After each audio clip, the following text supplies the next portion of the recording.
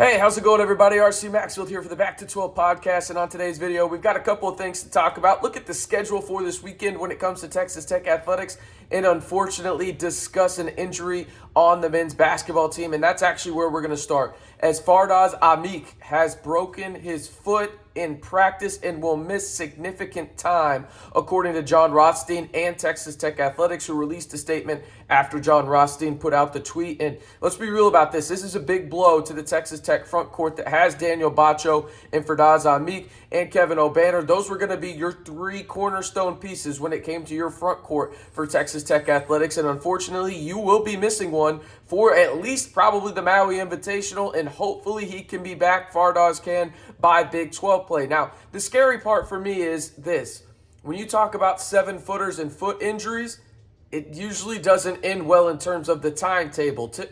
Typically, we're looking at the larger scale of the timetable here, and they haven't announced the timetable yet, but typically broken foot, I mean, we're talking what, maybe like 3 months, something like that. So hopefully he can get back into the swing of things. And again, the 3 months there is just me speculating when it comes down to it. But now you have Daniel Batcho and Kevin Obanor. Outside of that, you don't have really any proven front court talent. And now I think Daniel Batcho, from the practice that I've seen and from people that have talked to me within the program, he has taken the biggest step forward in terms of any player on the Texas Tech roster. So I'm very excited to see Daniel Batcho, but do not be surprised that Texas Tech men's basketball also goes a little smaller, and Kevin Obanor's playing the 5, and you kind of see what maybe ORU did with better athletes and better shooters at Texas Tech. And I bring up ORU because obviously that's where Kevin Obanor really became a household name in the college basketball world when they made the Sweet 16 a few years back. Don't be surprised if Texas Tech does that. They've got a couple of guys that are a little bit more athletic than people give them credit for on the outside, looking at Walton and Williams in terms of transfers, but losing Fardaws is a big deal for Texas Tech. And now I think Texas Tech has plenty of time, who actually starts practice next week, do the Red Raiders, in terms of full-time capacity, ramping up to the season. So you're going to have some time to figure things out. But the guy I'm watching most in all of this by far is Daniel Batcho. He is the guy that impressed me most in the practice that I saw, and he's the guy that's really impressed a lot of people the most that are close to that program. So it'll be interesting. But real quick, before we get into the schedule for this weekend, that's actually already started for men's and women's tennis for the Red Raiders, be sure to give this video a like, and if you're feeling generous about it, be sure to hit that subscribe button as well to stay in the know on Texas Tech athletics all year long. We're not just talking about football or men's basketball, we're talking about everything on this channel, from men's and women's tennis to cross country, softball, volleyball, you name it. If it's a part of Texas Tech athletics, we've got you covered right here on the Back to 12 podcast. Now let's go through this schedule a little bit for this weekend for Texas Tech athletics. Obviously today is Friday the 23rd. We've got men's and women's tennis.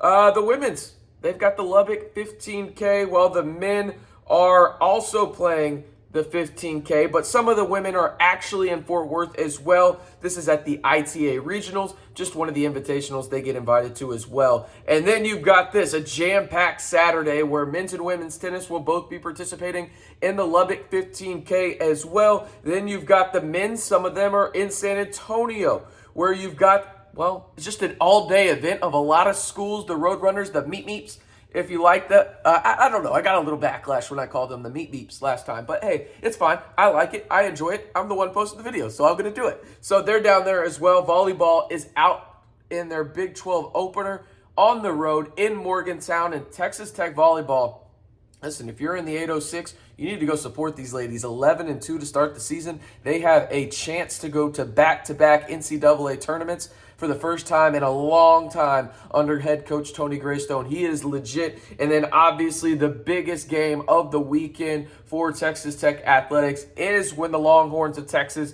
come into Jones AT&T Stadium. The number 22 team in the country will face off against Joey McGuire and the Texas Tech Red Raiders, looking to start their Big 12 season off right with a win. Remember, a couple years ago, Texas Tech had a 2-touchdown lead against Sam Ehlinger, and that didn't end well for the Red Raiders as they lost that one. But Texas Tech will try and seek revenge as really they try and come back into a new era of Texas Tech football under Joey McGuire. We talked about a lot of the keys to the games and what Lyle thinks Texas Tech needs to do against Texas to win the game. So go back and watch those videos on the channel as well. When it comes to Sunday, you've got tennis again. These tennis athletes are going at it all weekend long. And then you've also got soccer for Texas Tech, where they will face off against the Longhorns as well. So again, the major news in this one, Fardaws Aimaq is going to miss significant time for Texas Tech men's basketball due to a broken foot. You know, Texas Tech front court was already thin with, Aimaq.